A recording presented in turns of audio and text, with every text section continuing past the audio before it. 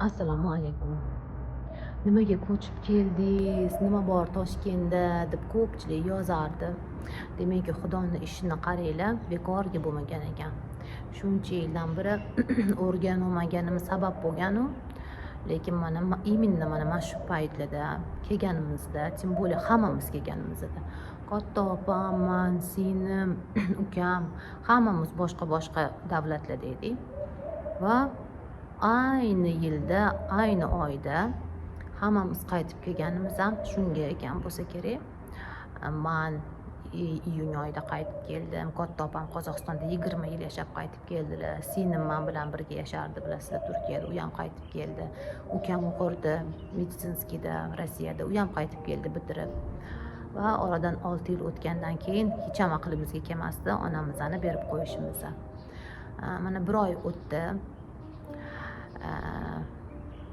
Xudoni ishi. Qachon tug'ilishimiz, qachon ketishimizni faqat u biladi. O'shaning uchun hech narsa deya olmayman hozir. Faqat sizlardan ko'p duo qilib qo'yishinglarni iltimos qilardim. Hayot davom etadi.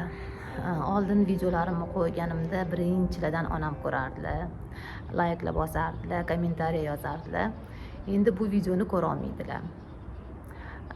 Lekin baribir mana bolalarimiz bor, yaxshi ham, ular uchun ham oyoqda turib, o'zimizni tezroq yig'ishtirib olib, hayotda davom ettirishimiz kerak. Oradan ancha yo'l o'tib ketganimning sababi ham shu. Keyingi videolarda Xudo xolasa yaxshiliklar bilan ko'rishaylik. Sizlardan ko'p duo qilib qo'yishinglarni yana bir bor so'rayman. Bugun esa videoyim faqat mana shu yergacha bo'lsin. Yana keyingi vloglarda Xudo xolasa ko'rishamiz. O'zinglarni ehtiyot qilinglar.